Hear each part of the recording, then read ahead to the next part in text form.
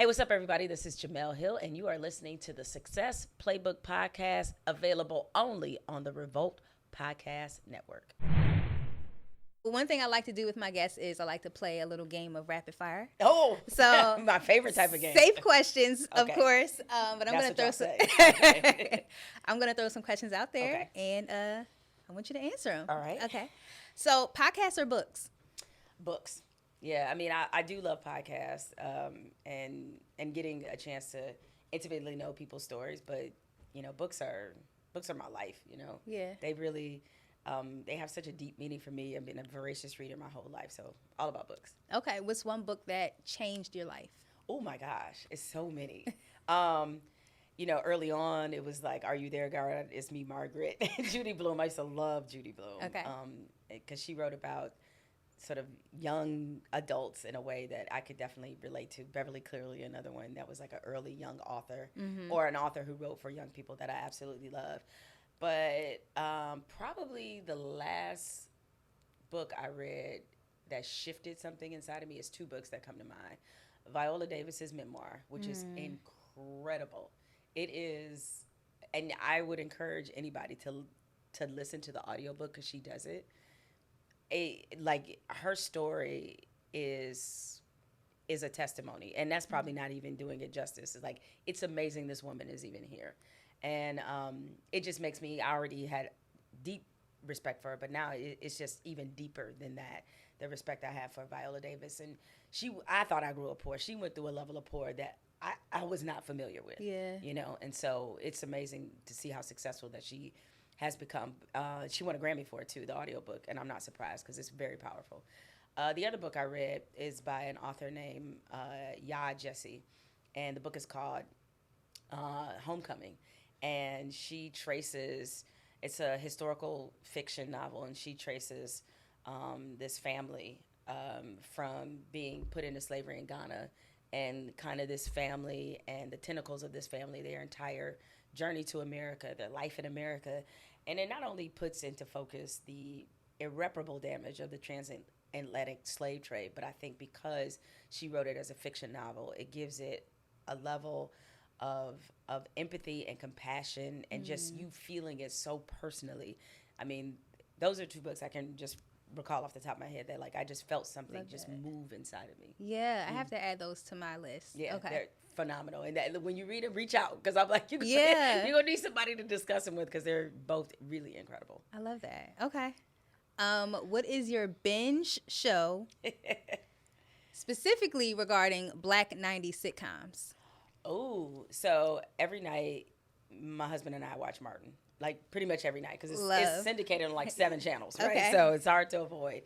It's either Martin or the Jamie Foxx show. Like, one or two we watch every night. But Martin, the rewatch is just so strong. Yeah. You know, and unfortunately, I believe it was the last season or last 2 seasons when things got odd, when Tisha Campbell wasn't on the show. Yeah.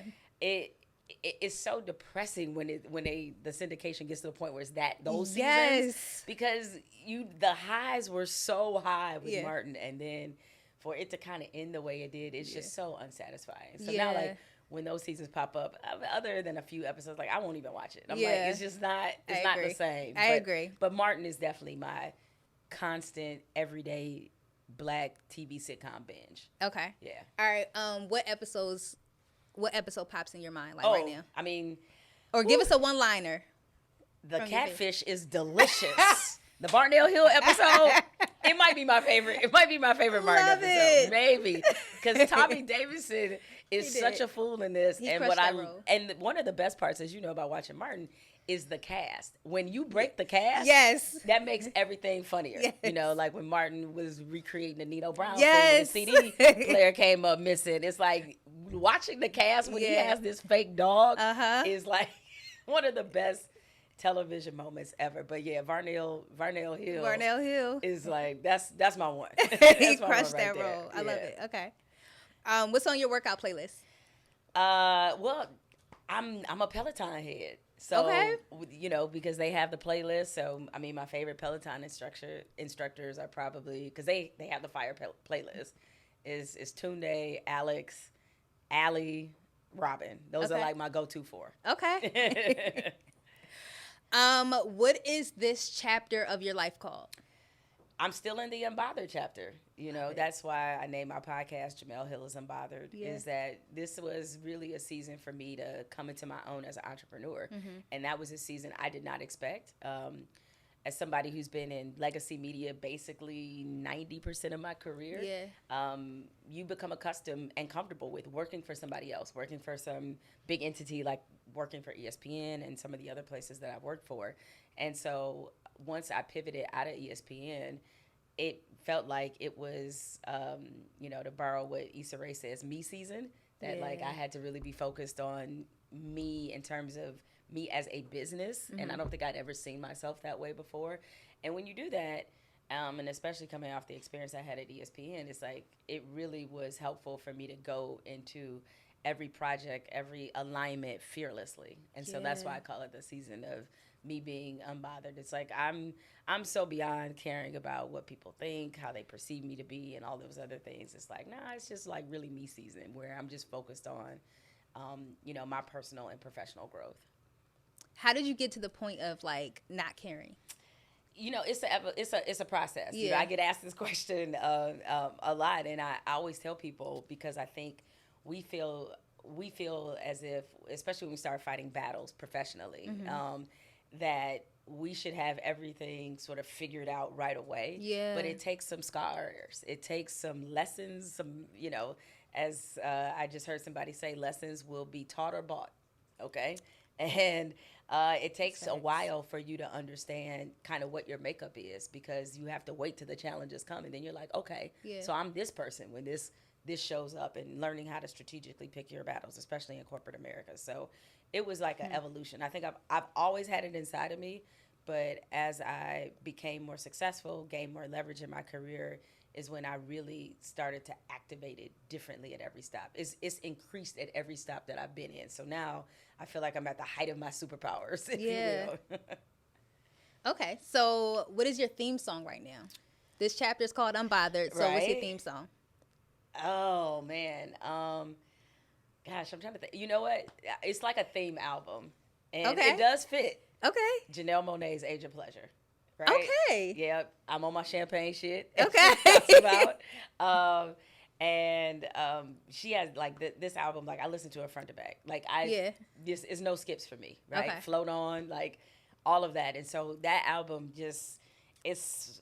I mean, God, it'd be hard to say it's my favorite album of this year. It is definitely one of my favorites for sure. But of this quarter, it's my favorite album. All right. Yeah. Love that. All right, let's pivot into getting to know you a little bit more, your childhood. You're from Detroit. I am. Born and raised. Yep. Real hood, not the rap hood. Real hood. Yeah. Tell us about like your childhood, your upbringing. Who is Jemele? So, growing up in Detroit, and we're talking about, because I'm 5,000 years old, we're talking about the 80s, right? So I grew up in the height of the crack epidemic. Yeah. And when all of that was just coming in the city. And not that, unfortunately, Detroit was not a stranger to drug trafficking, but the intensity of it, like, really picked up during what was my coming of age. And the city was known really for its murder rate. A lot of people did not have a lot of positive things to say about Detroit. Of course, people knew that we were sort of the auto-making capital. But beyond that, I mean, it was considered a very dangerous city, a very deadly city, a city that wasn't deserving of people's hope and empathy. And it is why I think nobody puts on for Detroit harder than people from Detroit, because it was CMB, we all we got. Yeah, like, y'all rep it hard. Yeah. We rep it hard because, like, even though other major cities like Miami, New York, Chicago, LA, they have some of the same problems that we have. Yeah. But they have a pretty veneer to them that we don't have. Right? LA has Hollywood, which covers up a lot of the issues that go on there. Everybody loves, Chicago's downtown and the shopping there and, the food and all that. So they were kind of known as being a little more cosmopolitan.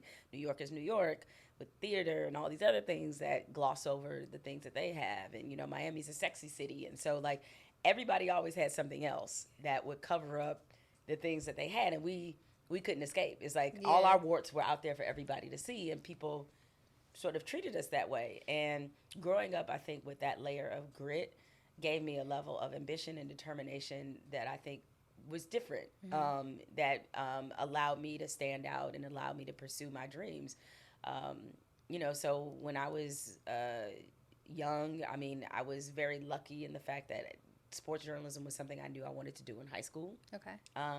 So I was one of those freaks that knew from the beginning, and that's all I've ever pursued since then, which gave me, and then it gave me an incredible step up to already know what I wanted to pursue. And, I wrote for my high school paper.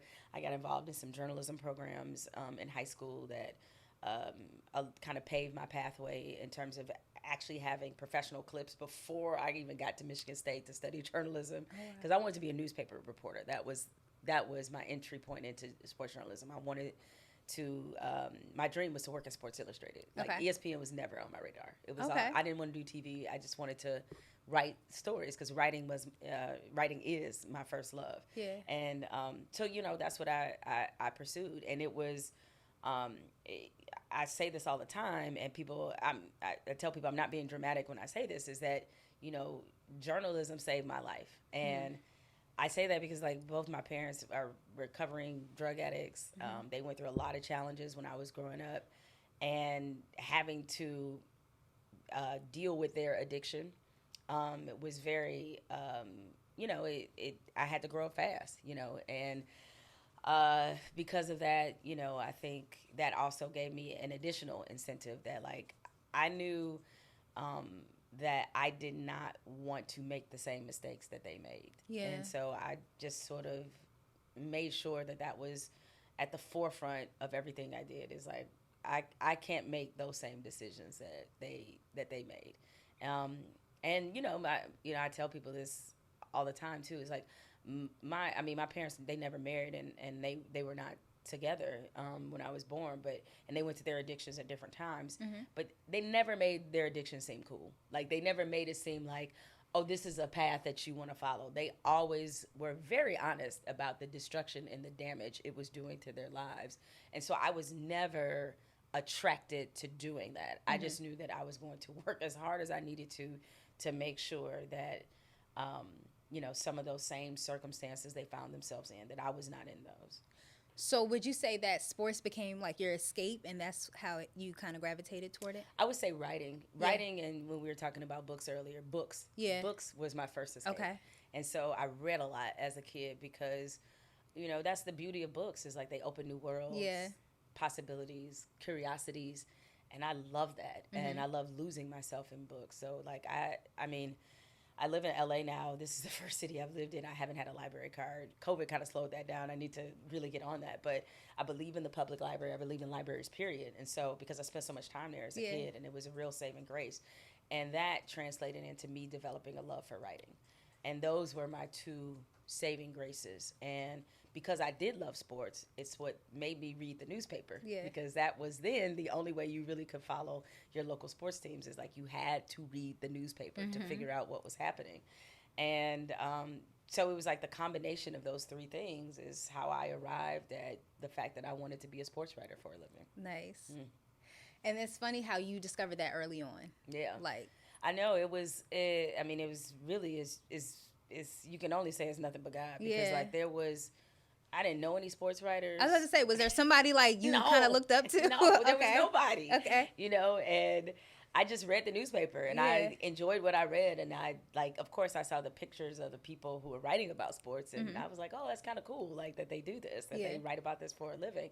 But there was just no really earthly reason I would have had this dream. And then it's one thing to have a dream, but to actually think you could do it, even though you don't see a single person that looks like you doing diverse representation at that time. No, not at all, And so it wasn't until the professional paper, Detroit has two professional papers, the Detroit News and Free Press. And in high school, I started working for the Free Press because I got accepted into a program that they had for Detroit area high school students. And I worked there one summer, and then they had another job. It was just a summer program, but I was able to extend my employment there because I applied for a position in the sports department to answer phones and take down high school scores. Because the way it was done then is that if a high school team played, then the coach would call the newspaper and say, hey, we just beat X high school, such and such had 25 points, 10 rebounds. I take down all the information. I write up a paragraph on the game. Then it appears in the paper. So, Nice. So I was doing that my junior and senior year. And so I got an opportunity to, write some stories and actually know what that felt like. So, yeah, I've been a paid journalist since I was like 16 years old. Wow, since high school. Mm-hmm. Yeah, crazy. So I love walking down memory lane with you. Let's pivot a little bit. Tell us about maybe a funny interaction that you've ever had with an athlete or celebrity. Oh man, I've had a lot. Yeah, I've had a lot. Luckily, and most of them have been good. And I came into the business at a good time because the battles of women being in the locker room have been fought and won. More importantly, and so while many locker rooms I went into, I was the only black person in there, the only woman in there, or the only black woman. One of the three, if not all three at once. Then even though it's still like an anomaly, it wasn't out of the blue. So like some of the horror stories that other women in the business told me about being in the locker room and interactions they had with athletes, that time, while it wasn't over, it was mostly gone. Okay. So I think that also was helpful in terms of like the types of interactions that I had. But I mean, I've been cussed out by athletes before. I mean, it just comes with the territory. Yeah. But I was fine. I wasn't cussed out because I was a woman. I was like cussed out because I was a reporter and they didn't like what I wrote. Like it was fine, So yeah, like generally my dealings have been, really, really good. I'm trying to think of like a good like NBA story of that, because I started covering the NBA when I was at the Free Press, and this was like in my mid-20s when the Pistons were good, and this is their last title run, which would have been early 2000s. And I remember Rasheed Wallace. Like Rasheed Wallace, one of my favorite people ever, and he had developed this reputation where a lot of people in the media didn't like him because what some people didn't understand is that Rasheed just wasn't about the bullshit. Like he just wasn't about it. You know what I'm saying? And he certainly had a us against them mentality when it came to the media because he had been written about negatively quite a bit. Some of it he deserved, some of it he did not deserve. Yeah. And he just felt like the media didn't like give him like a really fair shake.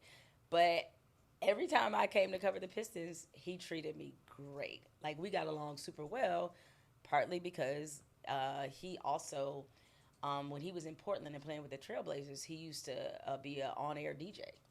So he used to, like, music was his thing. Like, he was super into music. Yeah. And, very smart guy in general. And so he appreciated the fact that, one, whenever I talked to him, I didn't always ask him for a quote. And I tell younger journalists this, too, is that to build a rapport with athletes, you have to be around them when you don't always need something.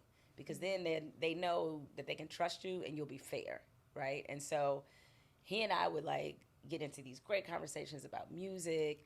I was one of the few reporters he would like talk to on a regular basis, and if he didn't feel like talking, he'd be like, "Oh, sis, I would talk to you, but I don't really want the rest of them around." I was like, "I get it, I understand." Or I'd be like, "I'll catch you in the tunnel," walking out.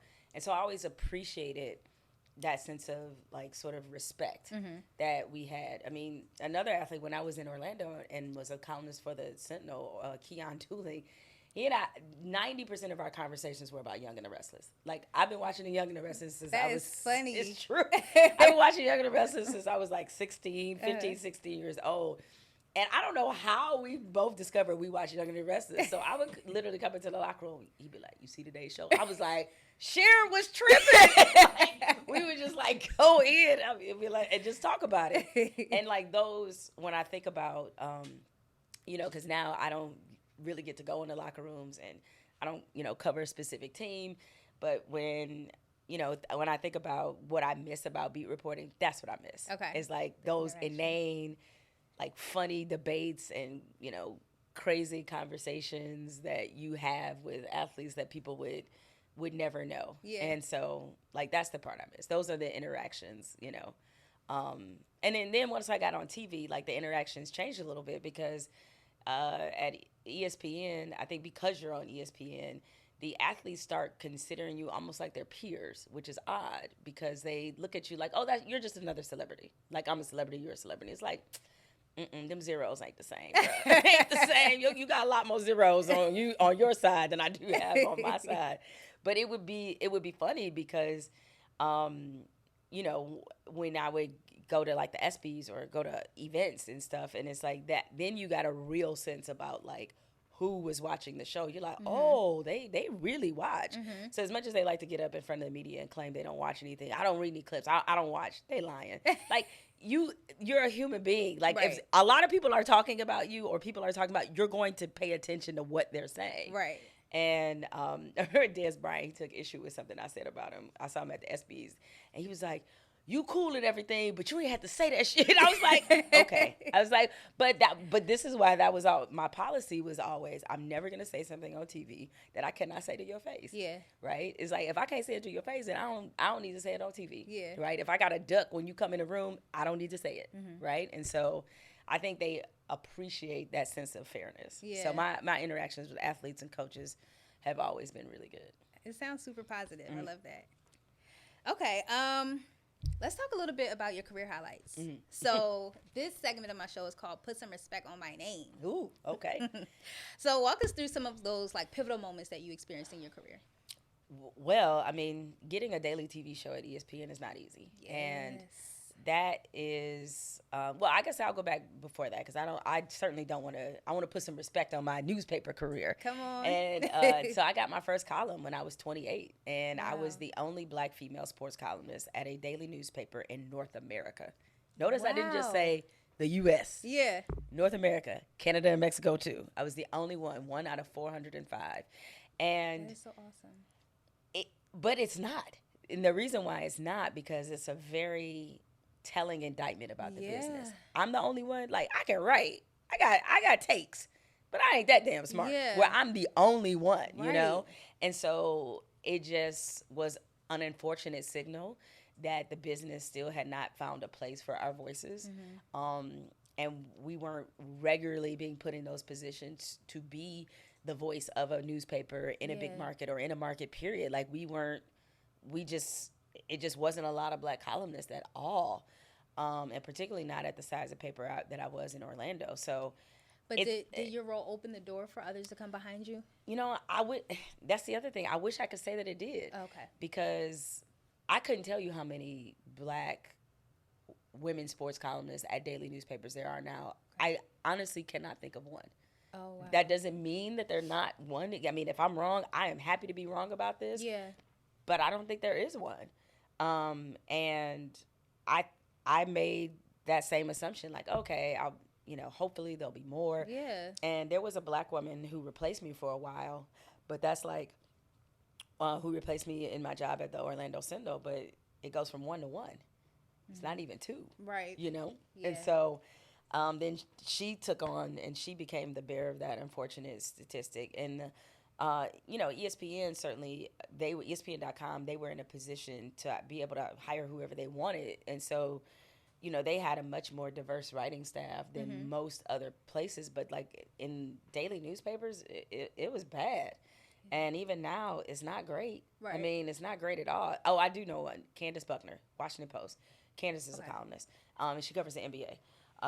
So she's an NBA columnist. So a great writer as well. I think, that's the sad part, is like it didn't expand.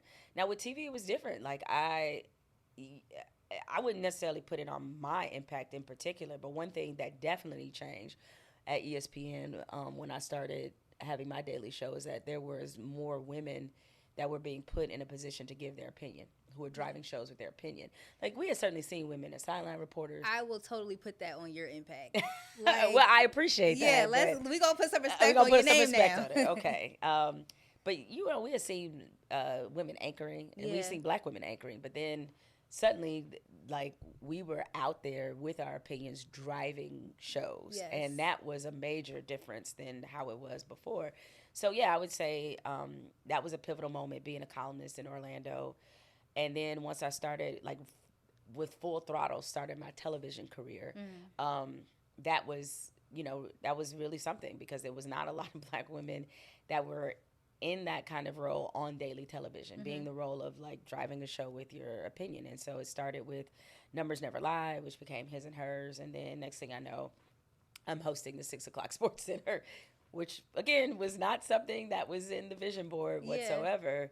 But it just meant a lot to be able to be in the same seat of like Robin Roberts and Stuart Scott and Rich Eisen and all these other legacy sports broadcasters that had come through, that had come through ESPN. So, doing daily TV for like 5 straight years was an accomplishment. It was crazy as I now see, now that I don't do daily TV, I just wonder, like, how did I do that for so long? Like, that's insane. So that was good. And then, even during the course of that time, winning my first Emmy, being able to do that, like, and to win an Emmy, not even in sports. I mean, I won that Emmy when former President Obama had a town hall about gun violence and particularly about police violence against Black folks. When he did that town hall, like, I was a part of the team. And so I was able to win an Emmy for that, of all things. It was like, oh, that's a pretty big accomplishment. Being invited to the White House a couple times when I was at ESPN during President Obama's presidency. That was like a big, like, you never know who's watching moment because he watched our show and it was a big sports fan. ESPN was actually his release. So it was weird to be talking to the president about sports and the first Black president, and to get, hugged by Michelle Obama and feel my soul leave my body. That was like, so those are good times. So like I've been able to be in some really amazing situations, accomplish a lot of really good things. And sometimes when I'm at a speaking engagement and they're introducing me, I'll be like, who are they talking about? I was like, oh, it's me. Like, that is crazy. So the resume is long. The resume is quite long. But, when you're in the thick of it, I can't say I often sit and think about my accomplishments. Yeah. Mostly you're on to the next thing, which I don't think is a good thing, actually. I think it's... You got to give yourself some time to give yourself some credit. Yeah. Because I don't think as women, especially as Black women, we definitely do not do that. Which is why I have this segment. Yes, exactly. To put we don't speak on it. We don't speak on it. Yeah. Maybe some of it is just because we are already on to the next thing. And we only operate of like in the mode of how can I get shit done. Yep. Not in the mode of look at the shit I already got done. Facts. Yes, we don't do that. Yeah. Yeah, so I appreciate that. Of course. Did you know that in the beginning of your career, did you know you were going to be a household name? No. Oh, my God. I signed up for poverty. Are you kidding me? When I was in college, the average salary for a print journalist was $19,000 a year. That was the average salary. And I was like, oh, man. Wow. I am hustling backwards. But... it's the only thing that I loved and I was good at was writing. And so I was just like, well, if I ever get to make 50 grand in this job, man, I'm gonna be doing something. And I never made 19. I made 22. That was the lowest I made. And then within, my second job out of college, I was making $47,000 a year. So I thought I was way ahead of the curve. It's like, yes. And when I left that job, I was making, 65. So I was like, I've come up. Y'all don't know. I'm balling out here. And, it was, at that time, and I sort of am amused by how things have changed, but younger journalists get it now, and they expect to make money and be famous. I was like, who told y'all that? Like, social media. Social media did, but I don't think they realize that it's still very much a working class profession. Yeah. The majority, it's like 1% of us wind up on TV. And so they look at, maybe me or Stephen A. or some of the other journalists who are on TV and think like that is going to be me. And it could be you. Yeah. Not saying that it couldn't be, but that's a very small percentage of people. The majority of journalists are working for local media, at a local newspaper, local TV station, local radio. That is where the majority of people are working. And those are working class jobs. And some of them pay better than others for sure. But generally speaking, no, I didn't get in this to be rich and I didn't get in it to be famous. I got into it for very corny reasons, is that I wanted to tell stories. I wanted to, as we used to say in journalism school all the time, I wanted to comfort the afflicted and afflict the comfortable. You know, love that. yeah, that's the motto of journalism. Like, Yeah. we, from the very inception, the whole point that journalism was ever invented was to hold the powers that be accountable. We're supposed to represent the voice of the people, and we are supposed to be the watchdogs of society. That's why I did it. I didn't do it because I thought that all this other stuff would come. I had no clue that any of this was even possible. Yeah. And even now, despite, you know, me having some name recognition, I'm still in it for the same reasons I was in it when I got to college at 17. It's like I'm still in it for the same reasons. It's like we have to hold these people to account, because if we don't, you know, we won't be a functioning society. The reason why we are a democracy is because of a free press, and that is integral to how we function. Yeah. Yeah. So we kind of touched on this earlier. Did you know that you were going to be, I don't want to say poster child, but you are the face of Black women in sport. Like, you are the person that kind of paved the way, and kind of the person we draw on to inspire us, right? We feel comfortable going into boardrooms, expressing our opinions, and wearing our natural hair, and being unapologetically ourselves. Did you know that you were in the process of, like, being that person for us? No, because I guess I was too busy looking at the other people I admired and thinking like, oh, they're inspiring me. Robin Roberts is inspiring me. So I'm like, you know, and as you're in motion, as I say, you don't take a lot of time to reflect, and you are unaware that the things that you're accomplishing are rubbing off on other people until you get around them. Until I talk to, you know, other women in the business, and they're like, I watched you do this and that. And I'm like, wow, I didn't even know. But it's important to keep in mind, because as I navigate and as I do things, I have to operate with the sense that somebody's watching and somebody's drawing something from what I'm doing. Now, I determine whether what they're drawing is negative or positive, right? Okay. And so it's a responsibility that I take very seriously. And that's why I like to be as available as I can to other Black women, other women, period, in the business who may need support, advice, help, whatever. You know, I try to make myself as available as possible, because that tribe was a big reason why I made it as far as I have.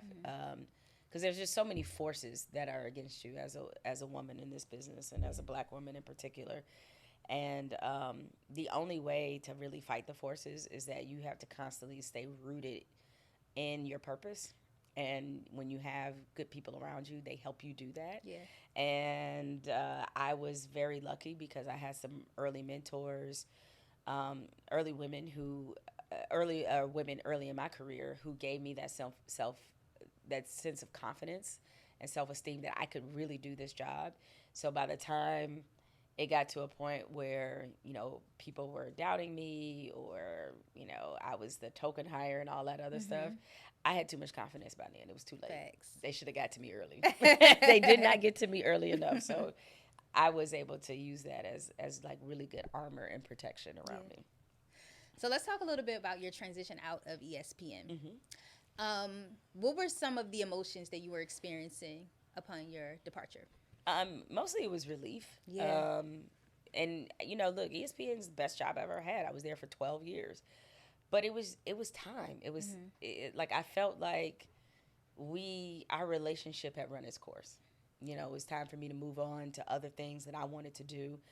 And I also wanted to be able to have more agency in the things that I was doing. When you work for an ESPN or any company that large in the media field, is that they own a lot of what you do. You know, you have to ask permission to do stuff. Yeah, all the time.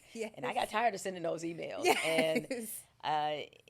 And it's particularly my last year, you know, with all the controversial things that had happened, that process became even more cumbersome. You know, because they were so afraid about what might be written about something I said or did, and they were just very scared in that moment. And I realized too that whatever was going to be my next season of my career, I couldn't do it with scared people. Couldn't do it. And it's hard to really find people who are courageous, who make decisions and stick by them, who will have the stomach for the fights you're trying to, have. It's hard to find. And so it just made me want to be more strategic once I left. So like the number one emotion was relief when I left, and number two was excitement because I got to start with a blank canvas and draw what I wanted my next 15 years in my career to look like. I got to pick where I wanted to live, which I hadn't had a chance to do ever in my professional career. I always went where the work was because that's journalism. You go where the work is. And so I was like, oh my God, I get to I get to move on personally and professionally, because at the time I was dating my husband. I mean, we were serious, but we were not engaged, and we had been long distance for 4 years. We had been long distance the entirety of our relationship, and so once I was done with ESPN, I was like, babe, where do you want to move? Like, he was living in Myrtle Beach at the time. I had been in Connecticut, and then I briefly moved to DC, and I was like, so what we doing? Are we doing this? So then it was like, oh my God, now I'm able to take the next step in my career and in my relationship. Yeah. So we moved in together, and then he proposed like 2 months later. So it was just like, it was a really exciting time in my life because I felt like I was really moving with purpose. The people I was talking to in terms of work, the first job I took was being a writer at The Atlantic, a publication I had respected for so long. And,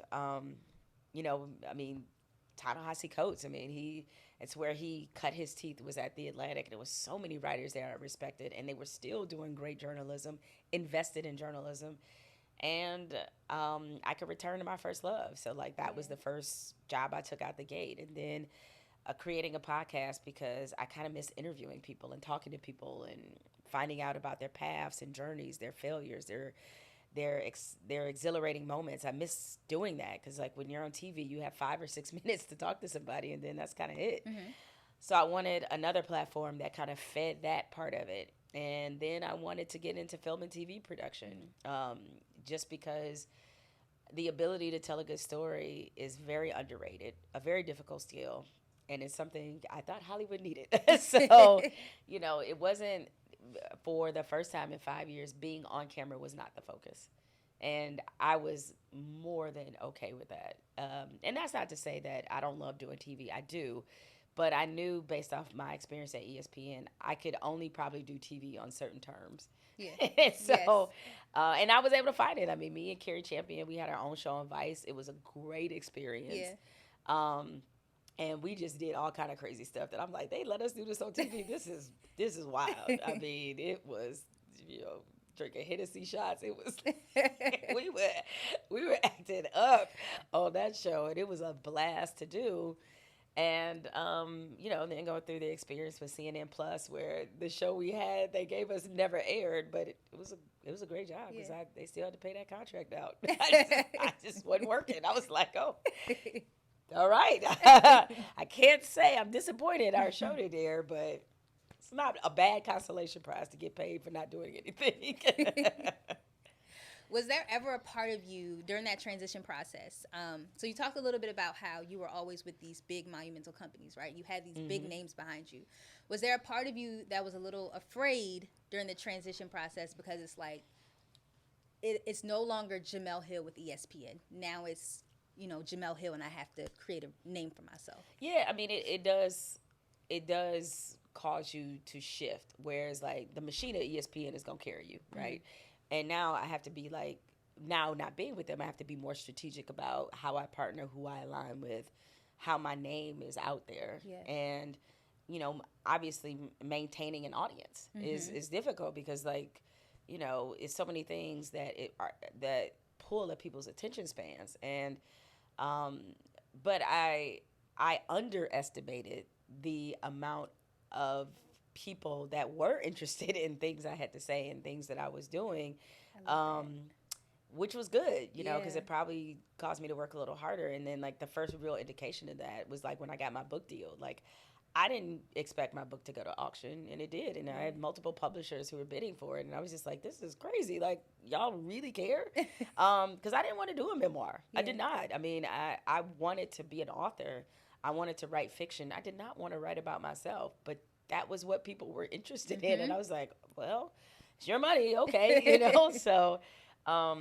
So that was, I guess, being at the other legacy media corporations, even though I have my own name and my own identity, so much of it is intertwined with the company you work for. But now it's just me. Yep. And that was both exhilarating and it was frightening because you do wonder, like, do I have the ability to sell in the same way that I did when I was at ESPN? And it turns out those fears were unfounded. There was a lot of interest. I got to do a lot of really cool stuff. Still am getting to do a lot of really cool stuff. And so, I thought about this, and this is something I try to relay when other people are wondering what their next move is in the business. And if you think about it, when you are working for, corporations, legacy places, or whatever have you, you're not going to work harder for them than you would yourself. So it's like, why not bet on you? You know what you're capable of because you're you, right? You know that you're not going to shortchange yourself. You're not going to cut corners on yourself, right? So your odds of success are way higher than you think. You just have to get over the fear of, like, the fear. Mostly I don't think it's a fear of failure. It's a fear of success. Yes. It's like you have to get over that part of it and realize that everything you have done in your career has prepared you for the moment to be on your own. And that really was driven home to me within the first 6 months. Like, oh my God, everything I've just done in journalism the last 25 years prepared me for this. I am over prepared for this moment, if anything. And that gave me a lot of confidence in terms of how I move, the type of deals and partnerships I struck. It just gave me a tremendous amount of confidence. I love that. Tell us a little bit about the podcast network. So, I started at Spotify with my own podcast, just Jemele Hill's Unbothered. And I was not thinking about a podcast network at all. And then, 2020, such a tumultuous year for this country. Just obviously we're knee deep in the intensity of the pandemic. And then you have the tragedies of Ahmaud Arbery and Breonna Taylor, George Floyd. That was within the first 6 months of 2020. And all these corporations, Spotify included, were coming to, the Black community or messaging specifically to Black people. Like, hey, we care. We want to invest. We want to... I was like, oh, y'all writing checks? Got an idea for you. So it was that moment. It was wanting to take advantage of the fact that there seemed to be a concerted effort to really try to cultivate and amplify Black voices. And I was looking around the landscape of, like, where just Black women were. We had Stacey Abrams out there saving democracy. We got Lupita and Angela Bassett out there saving Wakanda, and Shuri too. And we were just in this mode of either savior or mule.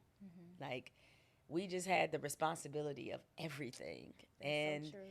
I could feel that. And I'm like, we're more than that. We're more than saviors. We're more than mules. We have complexities about us that people don't even bother to uncover or bother to ask about, and that we have a hard time even allowing to breathe. And so I wanted to create a product for Black women, where Black women were the talent, the producers, like soup to nuts, Black women. Because there's a lot of things that are created for us. Well, we ain't involved in none of the decision making at all. We might be the front facing talent for it, but behind the scenes is a whole different picture.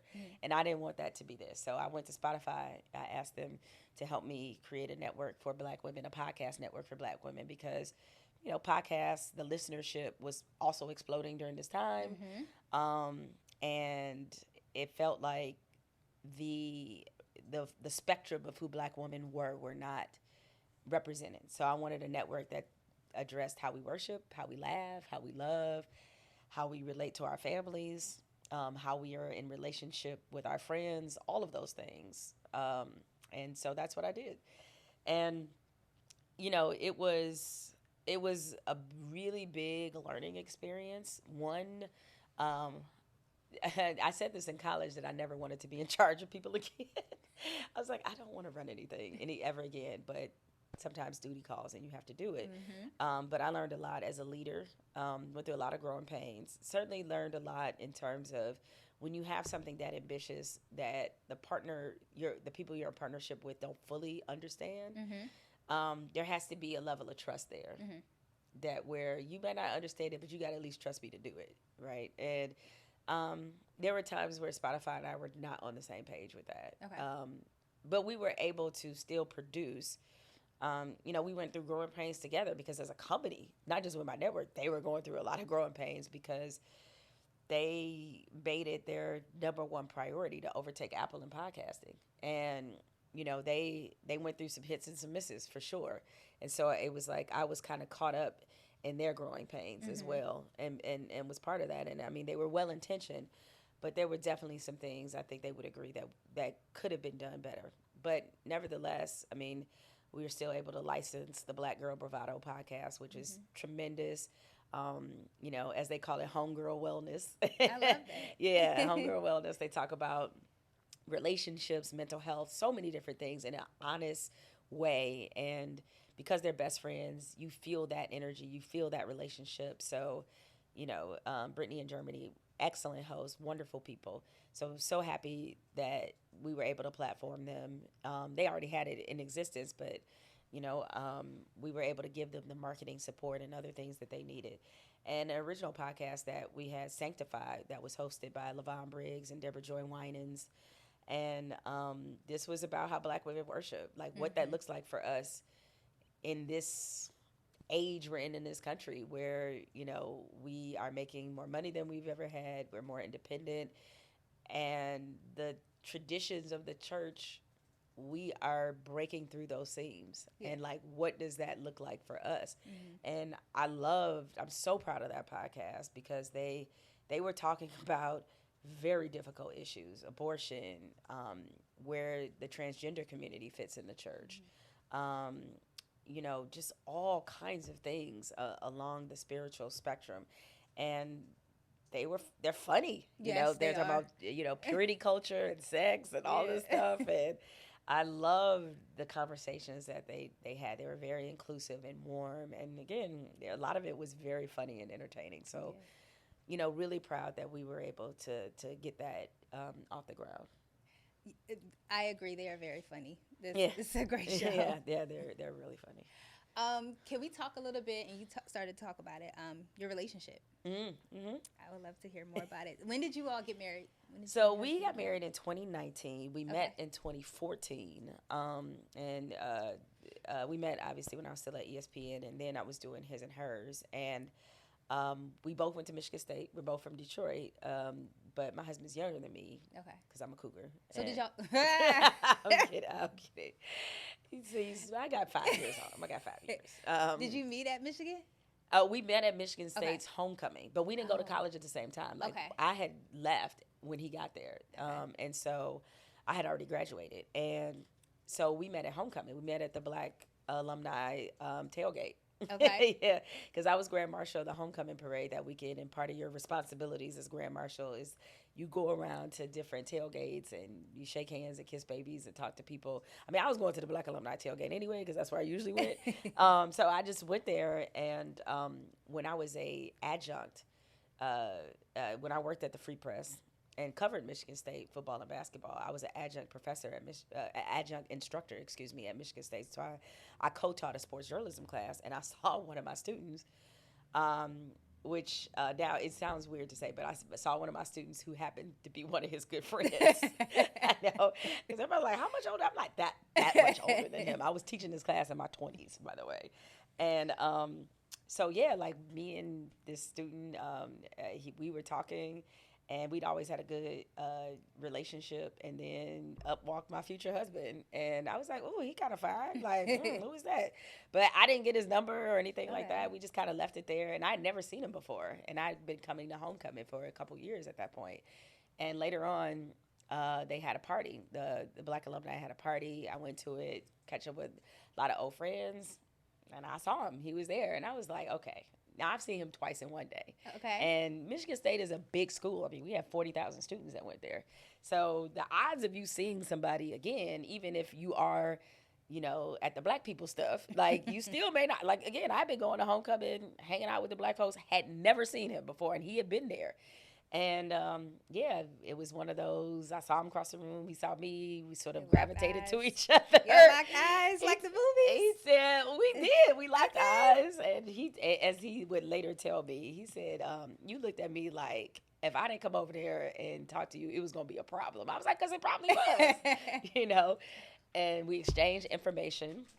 And well, wait, who shot their shot? He walked up to you? I think we sort of walked toward each other. You know, okay. It was mutual, definitely. And I don't remember. We exchanged information. Like, I got his number, he got mine, you know, because at that point, I mean, I hadn't turned 40 yet, but I'm in my late 30s. I'm like, what's your number? You know, basically, you know, so we exchanged numbers. He called me the next day, and we talked, and it just, like, it kind of went from there. And we had our first date maybe like 3 weeks later, because we found out that we were both, I was going to a conference in California, and he was like, oh, I gotta go to California too for work. And I was like, oh, well, I was like, are you gonna be in LA? He's like, no. I was like, no, I'm not either. I was like, I'm gonna be in Orange County. He's like, I'm gonna be in Orange County. It just so happened, like, his company was headquartered like 15 minutes from where this conference was. Oh, and wow. So we had our first date, which is also where we got married. We wound up getting married there too. So yeah, we dated long distance for 4 years, got engaged in 2018, got married in 2019, and been happy all the way since. Love every part of this. Okay. How did you know that he was the one? It was a couple different ways. Okay. One is that because I know that many of my, you know, female friends, and maybe the same for you, like, when you're in sort of high-powered careers, you run into a lot of insecure men, right? Mm-hmm. That cannot really handle that, and then add to the fact that I'm on TV every day, mm-hmm. you know, at this point. And so... You probably had people shooting their shot. You know what? It wasn't so much, you know, that. I mean, it was just the visibility of it. Mm-hmm. You know what I mean? And then I think that can be hard to deal with, because you're going to attract a different type of limelight. Yeah. Yeah. And so, but I mean... I knew just based off the type of person he was, like, he's very straightforward. I loved his sense of humor. That was another big thing. Like, and I loved that he was so secure in who he was. So our first ESPYs was like a test, right? Because, like, you know, I had never taken a date to the ESPYs, number one. And, you know, there it's like, you got a whole red carpet. You know, we doing a show from there. Like, you're going to be in some high-powered circles, if you will. And... we went to LeBron threw an after party, and we went to his after party, and it's like Kendrick Lamar is there, and Future, and like all these NBA players are there. And it's, you know, even though it's like all this star power in the room, like it's like a pretty intimate environment. So like you in conversation with somebody who's 6'8", more than likely, you know. And he wasn't on no fanboy. Like, he was just himself. And I was like, I knew he would be like this. I love that. Right? Yes. Yeah, you're in sports, so you know. Yes. Like, it's like you may take, because a friend of mine who also is in sports, she unfortunately had this experience. Like, she took someone to, you know, a similar high-profile event, and they acted a total fool. and she was so embarrassed. And like, I mean, I don't need you running up to LeBron like, can I get a selfie? Like, I don't need all that. I don't need all that, right? Like, it might be a picture at some point, but you got to be more covert about it, right? You cannot be up in there like, please listen to my demo. Mm-hmm. And so, yeah, we connected. Like, when I saw that, I was like, I knew it. Yeah, I knew it. And at that point, when we went to the ESPYs, like, we were dating, but we hadn't put a label on it. Okay. We weren't like we're boyfriend and girlfriend or anything like that. And his birthday was a few weeks later, and he came to visit me, and I was just like, I mean, and you know, people think he's joking when he says this, but I asked him to go with me. I did. I was just like, you know what? I was like, at that point, we had been seeing each other for like almost a year. It wasn't quite a year. It was like maybe 2 or 3 months shy. And I was like, you know, I'm ready to do this. Are you ready to do this? He had kind of already told me he was ready to do it. He was just more or less waiting on me, but I was just like, I'm ready for it to be, you know, just us, like, you know, in this relationship together, and you know, let's see what happens. But I knew then that like he was definitely going to be somebody that I was going to get quite serious about. And then just like the way he carried himself, his integrity, he's honest and truthful, and like I don't have to worry about where I stand with him. I don't have to guess how he feels. And that is huge. That is very huge. Like he doesn't do all those silly little game playing that sometimes can happen, and like that was never him. Yeah. And never has been him. It didn't start with me. Like I think it's just the nature of who he is. Yeah. And you know, because of that and 1,000 other reasons, I fell head over heels. I was like, this is, and he also brings out the best in me too. Yeah. Right. And I think there were other relationships where they let me get away with a lot, right? But he checked me like, you know, you better than that, right? And I'll be like, you right, dang, you know. So yeah, it was all those things. I love that. Mm-hmm. And you know, one thing I did love too. I love that I was the age I was when I got married. Like I was 42, I think. That was my follow-up. Oh, was it? Yep. Okay, No, all right. Now, you know what? I'm going to let you ask the question before I leap off into a tangent. Well, here's the thing. And how are we looking on time? Because no, I'm good. Okay. Yeah, I'm good. Yep. Here's the thing. So our homegirl is going viral today. She's guest hosting on The Breakfast Club. Oh, okay. And it was a big debate about a statement that someone had said where she advised for women to, you know, get married early. Ebony Williams. Yes, Ebony K. Williams. Yes, because she said, like, I saw the comments. Yes. And I think on one of the posts, I think I commented myself because she, and, you know, you can correct me if I'm wrong, she said, like, when you're in college, you should not be just trying to get, you know, a degree, but an MRS as well. Yes. Right. Yes. Yeah, because that's like, you know, based off how, on her perspective, that's when you're probably around the most people your age, like-minded goals, you in college, most black men who are, you know, college age, you're going to be around them, you know, if that's who you desire today. Like, your pool is there. Right. And that's the best it's going to get. Right. And I was like, ooh. Well, that's something. And then in addition to that, what kind of got me was she mentioned like the older we get, our market value decreases for marriage. Yes. So I would love to get your perspective as someone who got married in their, I believe you said 40s. Yeah. I would love to get your perspective on that. So I don't believe that. And, you know, here's the thing. It's not the most concrete thing to say is that it happens when it happens. And I know nobody wants to hear that, right? Like we want the exact science of it. Like 27, 34, that's your prime marrying age. And, you know, we want to get real scientific with it. But let me just say this. One thing I think a conversation that does need to be had, and a friend of mine who is a academic advisor at a college told me this, is because in the professions that she talks to young women often about, the ones they're pursuing, like medicine, law, things that will keep you wrapped up in school a long time. Yeah. She advises all of them to consider freezing their eggs.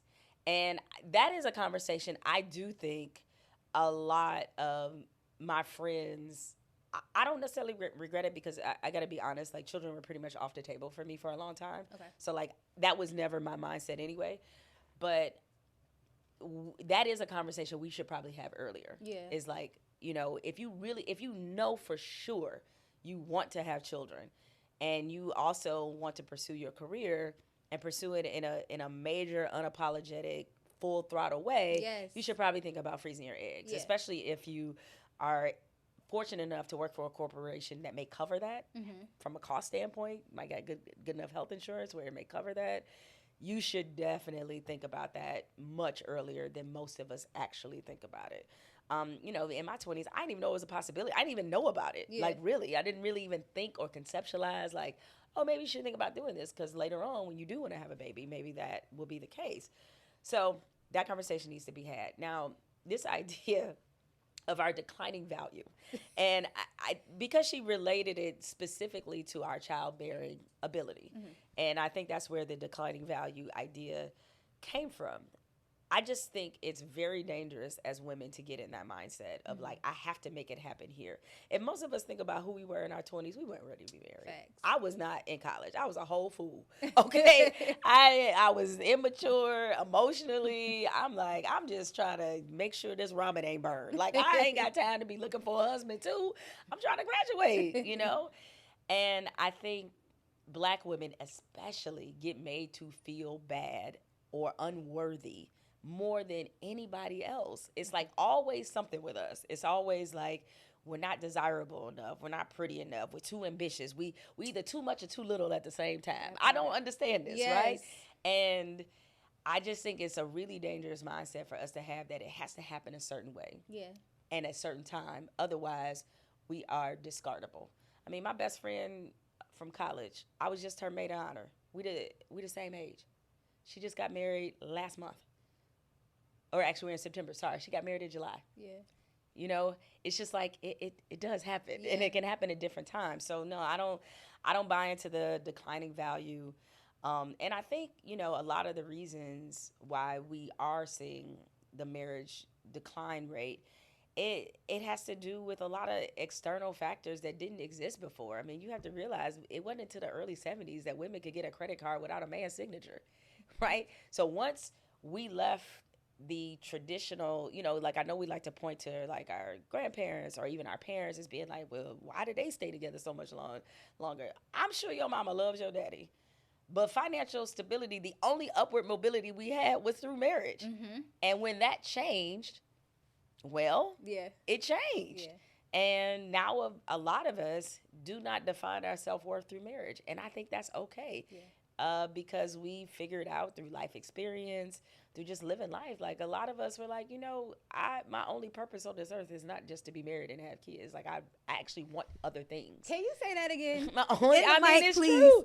I mean, it is. I mean, I know, like, we get judged for that, for feeling that way, but it's a lot of us that don't want that actually as a dream, and I think that's fine. And those of us who do, you are free to pursue that in whatever way you feel like will make you happy. But I really do feel like this next generation of women, and it's bled over into the generation that I'm a part of, they just don't feel that way. Like that's the defining characteristic that they need to have. Like, I gotta get married or else, whatever.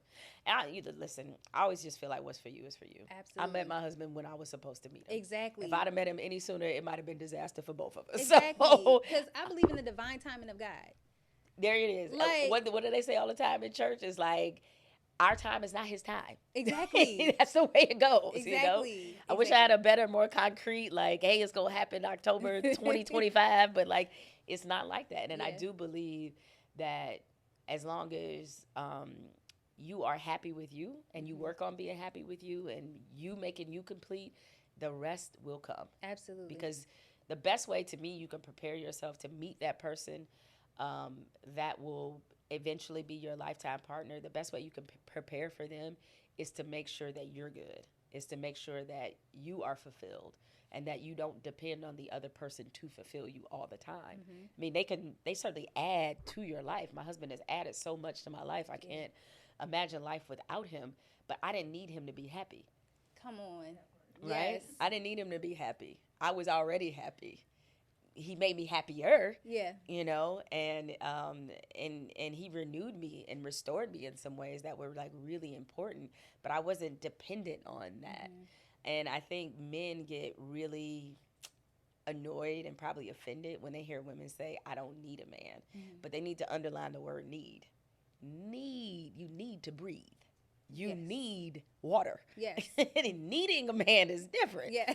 than wanting a man.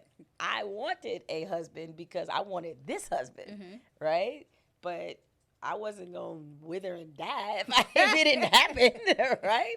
I was like, I love him to pieces, but like, so I think the part that men of maybe this generation and the generation, the next one, what they're struggling with is not feeling needed. They're struggling with that because when you take away the financial, a lot of them, when I hear them sometimes, not all of them, I don't profess, I'm not a man, so I can't speak for them, but at least my perspective based off how I hear some of them talk is that they need to feel needed, but they don't understand the way we need them is not the way they're used to providing. Right.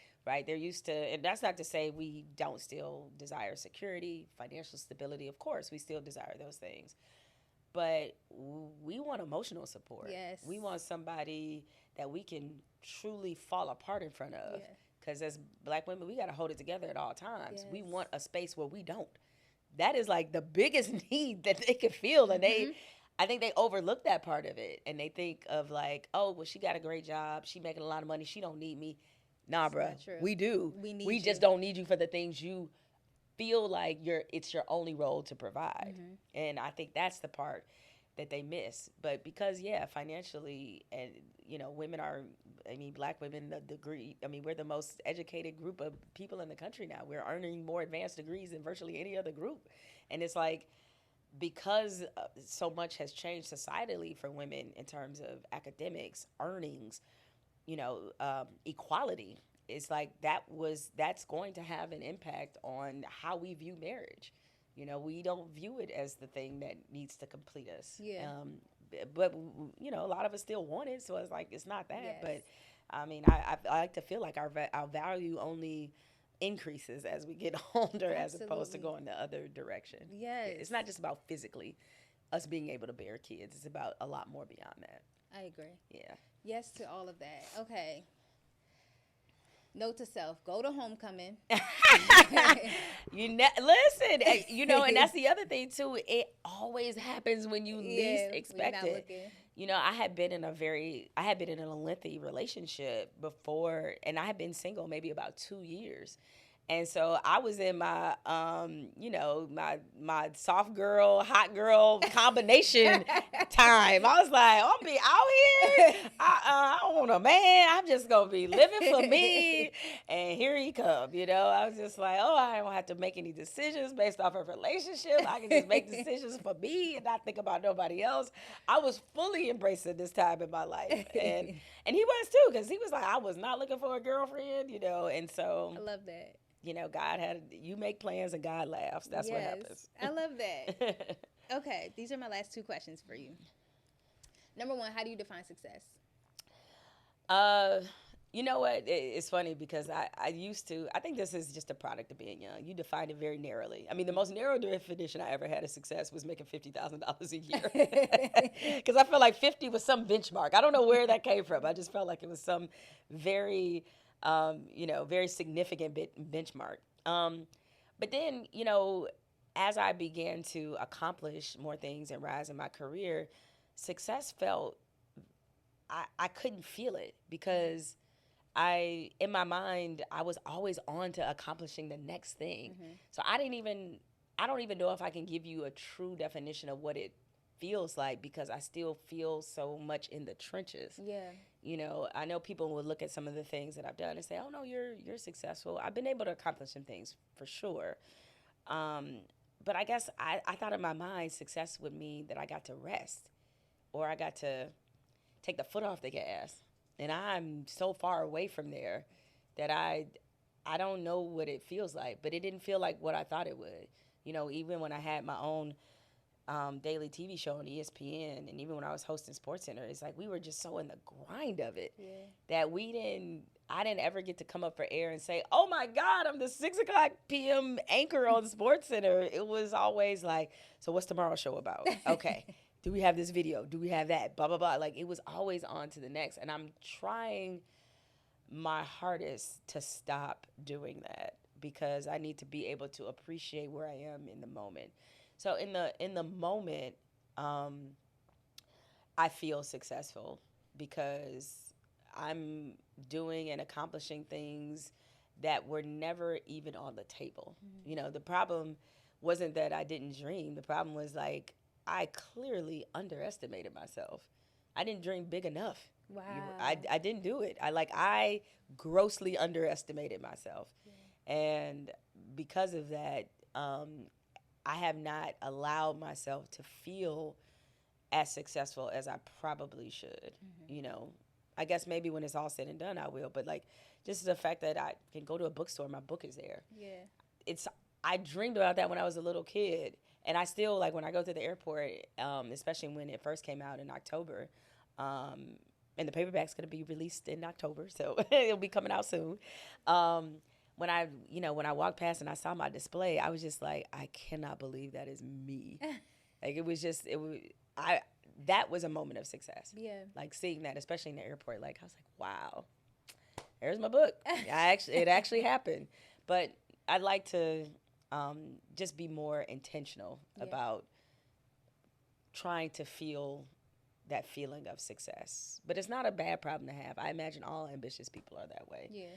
You know, I mean, I read that Drake is about to break Michael Jackson's record for most number one singles, I believe. And I bet to Drake, I bet the success doesn't feel like what he thought it would feel like. Right. I bet it doesn't. You know, he might be still thinking about, because I tend to do this. You still think about the things you didn't do right. You know, and so as opposed to concentrating on the 90 things you did do right. So, yeah, I'm working on it. Okay. Is my answer. I'm working on it. Okay. So here at the Success Playbook Pod, we know that success is on the other side of failure, right? So we have a theory called the art of taking L's.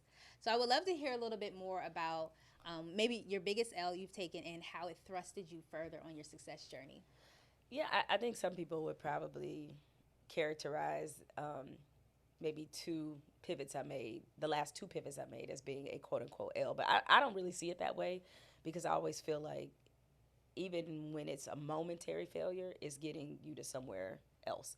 So when I left SportsCenter, I left because I didn't like the job. There was a lot of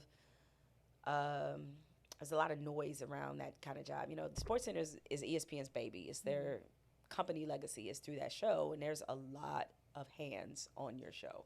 And so there's a lot of creative fights that we were having with upper management, and then it was a different management that took over. And and especially with all the things that happened with the whole Donald Trump controversy, it just kind of made it a little bit of an unbearable experience. So I didn't want to do that. I didn't want to come to work every day fighting for the things that I was fighting for. It was just really exhausting. So I was contractually obligated to do the show. I had to lift that part of my contract to get off of it. And, you know, people just loved trolling me about being kicked off SportsCenter. That was not the case. I chose to leave and chose to leave in the first year of my deal on top of that. So I had 3 more years left of that if I wanted it. And but it felt like the time was over. And more importantly, it was a really good teaching lesson about what I didn't want. Because that's very valuable. It's as valuable as figuring out what you do want, is figuring out what you don't want. And I was like, I don't want that. Yeah. Okay, if I'm going to do daily TV, it won't be like this. And, you know, then recently I ended my relationship with Spotify. And, you know, so the podcast network I talked about is in, you know, sort of limbo, if you will. But I left because, you know, it felt as if, you know, Spotify, a lot of what they wanted to do had changed. Their mission changed. And I don't think our missions were really aligned anymore. And so, you know, I asked them to get out of my contract because, like, I felt like where they were was not where I was. And there were a lot of big things I really want for this network that I want for my own podcast. And I'm just, you know, I'm not sure if they were the right home. You know, like I had a wonderful time and a wonderful experience with them. And even at times where there was tension, I mean, I felt like we were able to work through it in a productive way. but it just wasn't the place for me, anymore. And so some people would say like, oh, there's another major media corporation that you're leaving. And I'm like, yeah, but I have to be in a place where I feel like I can be not just authentically me, but I feel like that they will trust me enough to deliver what I'm supposed to deliver. That trust part is really important. Um, and I kind of need you to have a stomach for certain things, for some real fights. If people have not figured this out by now, anytime you decide to invest in black people and decide to invest in black women, somebody's not going to like it. And if not true. just one person, a lot of people ain't going to like it. Yeah. And to me, unless you are willing to stand in the paint, keep your investment. Because, we don't need any people who want, at least I don't, at least behind me. And I'm not accusing, Spotify of this, but like just in general, like with however I move forward, it's like I don't need people who are only going to want to be in relationship with me when things are positive. Yes. When everybody is like cheering it on and it's 100% approval. I was like, no, the time when it's real is when people don't like it and you still willing to do it anyway. So that's important for me going forward. It's like, the people that you in the trenches with, you have to be sure they really in the foxhole with you. Yeah. And it's a lot of people that put on like they would, and then when the trouble eventually comes, or you hit a rough patch or a tension point, then you find out they're not. And so, yeah, I mean, I think I don't look at either one of those, me leaving either one of these companies, as a failure. But sometimes you have to leave a place that may have the name, that may even have the money. You have to leave there in order to get to the place that is really going to allow you to fully be who you are. And so I'm all right with it, and I think if I hadn't had the practice of what I went through at ESPN, it would have been that much harder for me to leave Spotify when I saw like, we're not as aligned as I think we are, or I think we should be, I should say. I don't think I would have done that if I hadn't had the ESPN experience. So even from leaving, what's the adage? Is like, God closes a door and open a window. I believe in that. And so, already I feel very confident about where this next podcast home will be. And I've gotten great feedback in the marketplace. So I know it will be just a matter of time. Well, we are rooting for you. Well, thank you. I appreciate that. And trust me, I got a ton of stuff to keep me busy. Yeah. So I am not hurting for having things to do. That's for sure. But this next phase of Jemele Hill is Unbothered and the Unbothered Network, I want to truly make sure that it's in the place that matches it from a vision standpoint, from a support standpoint, because it's time to take things to the next level. Love it. Yeah. And then the paperback book comes out. Book comes out October 9th. And, I guess on the subject of books, I'm also going to be writing a children's book. Talk about something I never expected to be doing. I am going to be writing a children's book. That's awesome. Yeah. So, kind of finalizing that now and working on that. But yeah, I mean, I never expected that to be my audience, but it's coming. Yes. Yeah. Well, where can we keep up with you? Well, luckily, I have a very complicated name on social media. It's just Jemele Hill. And I mean, I'm not shy about the things I'm working on, and probably the next maybe big thing that people will see, in addition, obviously, to the paperback, is the documentary that I'm executive producing, a Colin Kaepernick's documentary. That's directed by Spike Lee. Yep. Hoping that you all should. I mean, I won't even say fingers crossed, because it definitely should. In 2024, you should be seeing that. So I heard you talk about it on another podcast. I'm so excited for it. I'm very excited for everybody to see it. Yeah. It's like we in the trenches with it now, and I think it's gonna be extremely powerful. Yeah. Extremely powerful. So looking forward to that. Awesome. Well, thank you so much, ladies and gentlemen. The legend herself, Miss Jemele Hill.